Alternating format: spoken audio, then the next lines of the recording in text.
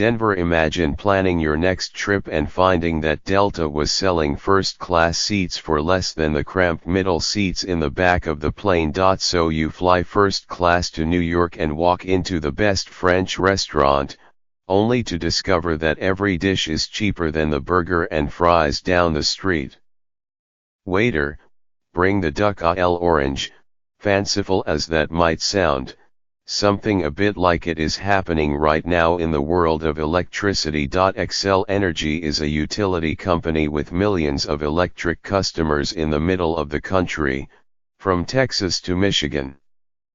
In booming Colorado, the company asked for proposals to construct big power plants using wind turbines and solar panels. The bids have come in so low that the company will be able to build and operate the new plants for less money than it would have to pay just to keep running its old, coal-burning power plants. You read that right. In parts of the country, wind and solar plants built from scratch now offer the cheapest power available, even counting old coal, which was long seen as unbeatable. Xcel, Colorado's biggest power company, has pitched a plan to regulators that will involve replacing 2 large coal-burning units with renewable energy and possibly some natural gas. The company expects to save tens of millions of dollars as a result. Power bills in Colorado have been falling recently, and they are likely to fall further with this plan. So the plan will be cheaper, but why will it be better? Because it will cut Xcel's emissions. That includes the carbon dioxide that is warming the planet, of course, but it also includes other pollutants, like the fine particles that can send children to the hospital with asthma attacks. Under the leadership of Benjamin Fauke, a gray-haired chief executive trained in finance, Xcel intends to get far ahead of the clean power requirements that have been imposed by its regulators. Across its 8-state system, Xcel predicts that well over half its electricity will come from renewable sources by the mid-2020s.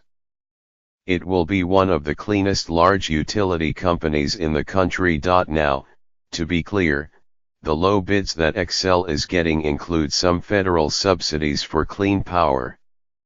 Those subsidies are entirely defensible, but both parties in Congress have agreed to phase them out in a couple of years. Mr. Fauke is jumping now in part to lock in the subsidized prices. Yet costs for renewable technologies are coming down so much that by the time the federal subsidies expire, wind turbines and large-scale solar arrays will still be competitive in large parts of the country. The same trend is occurring all over the world, even in countries that do not offer subsidies, with renewable projects routinely beating fossil fuel projects in countries like Mexico and India. We are confident more price declines are coming. The costs of huge batteries are also falling, and it looks as if they will turn out to be a big help in managing the variability of wind and solar power. Xcel is already testing a battery project near Denver, and it may buy more batteries as part of the new plan. How, exactly, did the cleanest energy technologies get on a path to become the cheapest? In a way, the story is as old as Henry Ford and his Model T, or in more recent times, the amazing progress of computer chips. As they scale up, new technologies often follow a learning curve that cuts the cost. But it's not automatic. You have to build more and more units to drive the prices down. That happened naturally with consumer products like Model Ts and cell phones, since everybody who saw the things wanted one. But the electricity system was a hidebound, monopolistic industry that used to spend virtually nothing on innovation. For decades, utility executives who were wedded to coal regarded solar panels and wind turbines as expensive trinkets. But some far-sighted political leaders saw the potential as early as the 1970s. President Jimmy Carter was one. Jerry Brown, then serving as California's youngest ever governor, was another. Republican leaders in windy states, like Terry Branstad and Charles Grassley of Iowa, also got on board. A combination of state clean power mandates and federal subsidies helped to increase the market, as did similar policies in Europe.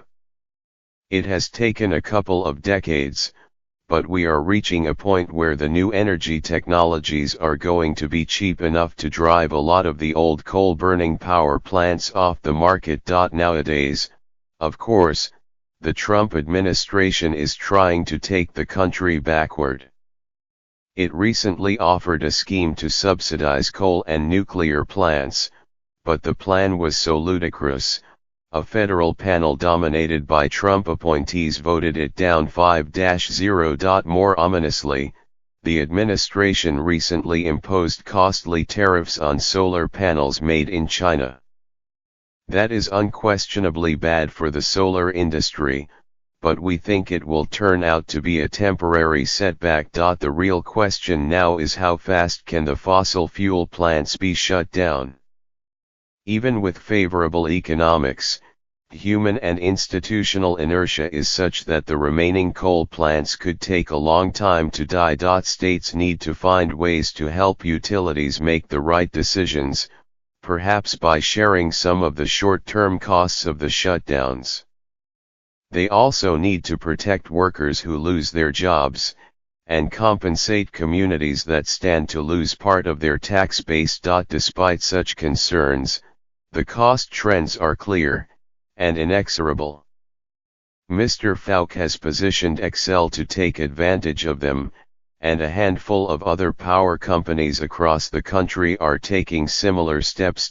But most utilities are still doing only what governments have required of them.